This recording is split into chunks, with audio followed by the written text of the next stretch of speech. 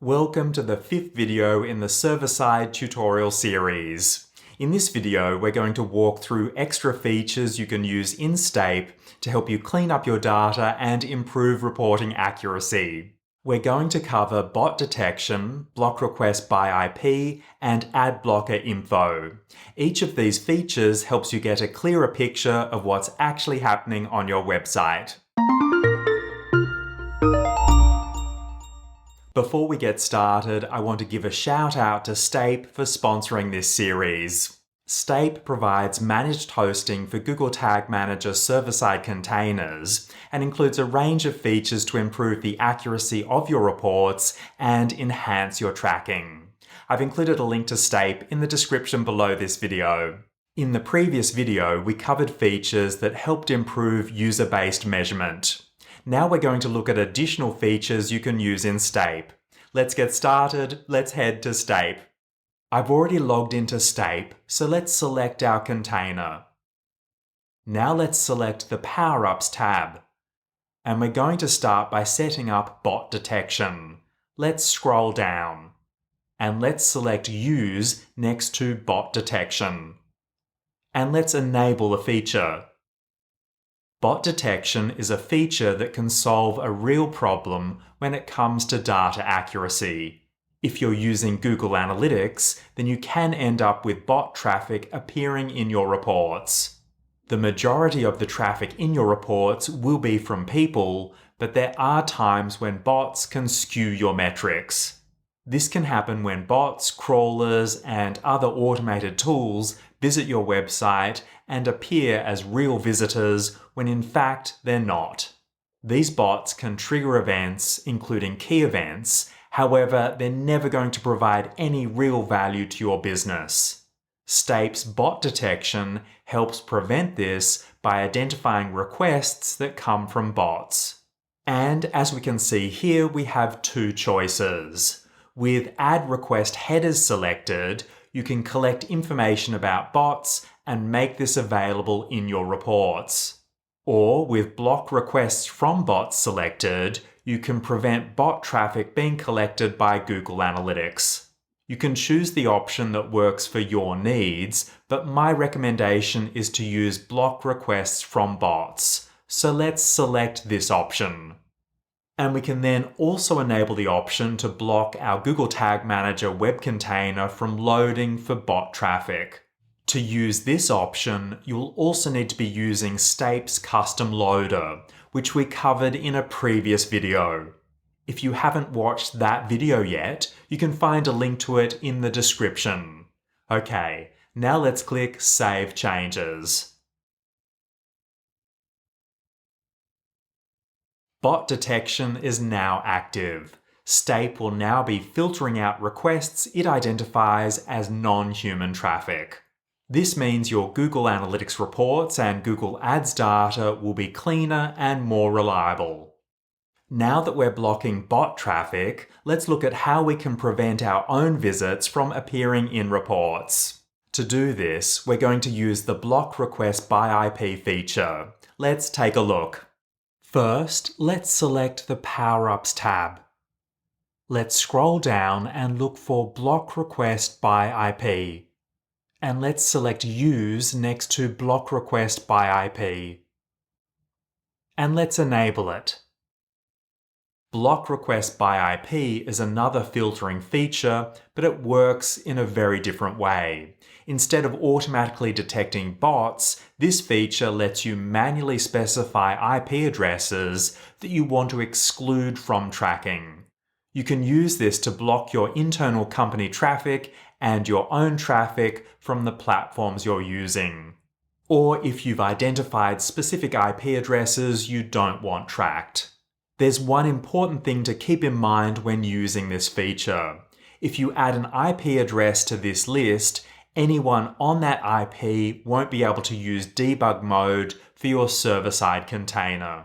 This is because the feature works by blocking requests from those IPs from reaching the container, so preview traffic gets blocked too. Your web container preview is unaffected, but it's worth knowing before you add your own IP address or the IP addresses of team members who need to test the server-side container. To use the block request by IP feature, all you need to do is add the IP addresses you want to block. If you're not sure what your IP address is, you can just search for "what is my IP" on Google. I'm going to enter the IP address I want to block. Then when you're happy, click Save Changes. Stape will now check incoming requests and block any that match the IP addresses you've entered. We've now covered the bot detection and block request by IP features. Now let's look at the Ad Blocker Info power-up. Let's select the Power-ups tab again. And let's look for Ad Blocker Info. And select Use. This feature lets you understand if people have an ad blocker enabled in their browser when they visit your website. You can use this to compare Google AdSense impressions to your own data. And it's also useful if you're switching from the standard web container to Stape's custom loader to see the impact on the data you're collecting. One important thing to highlight is that the Ad Blocker Info feature requires the Stape custom loader to be set up first. Without it, the feature won't function as expected. Since we've already configured the custom loader earlier in this series, we're good to go.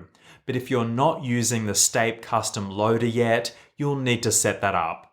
I've included a link to the video where we cover this in the description below. Okay, let's enable the feature. And let's click Save. Now that the Ad Blocker Info feature is enabled, we need to adjust our tracking and reporting so we can use this information. To do this, let's head to our server-side container. And let's navigate to Variables. Now let's click New to create a new variable. Let's name the variable Stape Ad Blocker Info.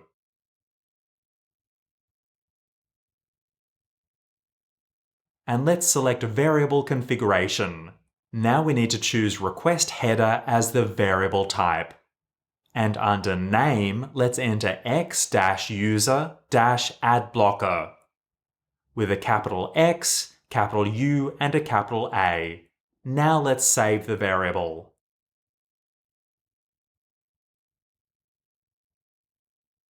The next step is to add this to our Google Analytics tag. So let's navigate to Tags.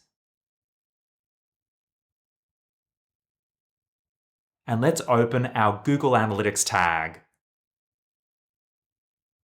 Let's select Tag Configuration.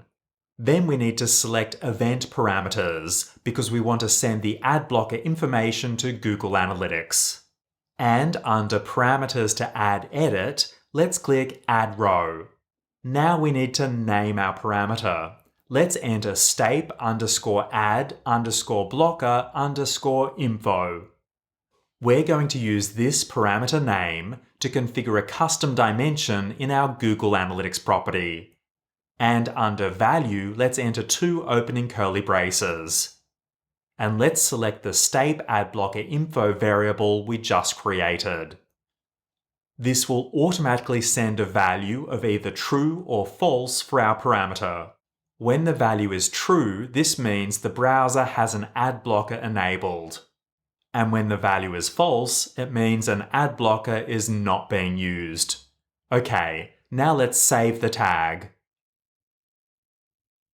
And to publish our changes, let's click Submit. Name our version.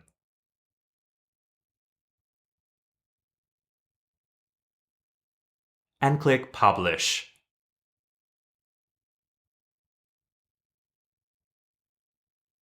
Our changes have now been published. The final step is to configure a custom dimension in Google Analytics so we can report on our ad blocker traffic.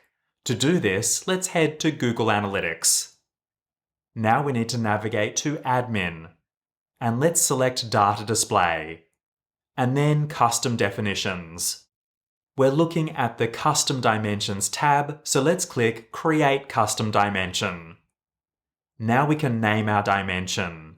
Let's name this one Ad Blocker. We're going to leave Event as the scope. Then we can enter an optional description. And under Event Parameter, we need to enter the exact name we gave the parameter in Google Tag Manager. So let's enter stape_ad_blocker_info. Now let's click Save. From now on, you'll be able to start using the custom dimension to report on the number of people using ad blockers as they visit your website. You can use the custom dimension in exploration reports or by editing the standard reports. Just look for the ad blocker dimension and remember it will show true if someone is using an ad blocker or false if they're not. We've now enabled the bot detection, block request by IP, and ad blocker info features in Stape. Using these features can improve your server-side implementation. To get started with server-side tracking, I've included a link to Stape in the description below. You'll also find a promo code that's valid for a limited time. When you use this code to start a new paid plan, you'll get a special discount. Which features have you configured in Stape? I'd love to know. Let me know in the comments below. And if you haven't already, please take a moment to subscribe to this channel. Thanks for watching, and I'll see you in the next video.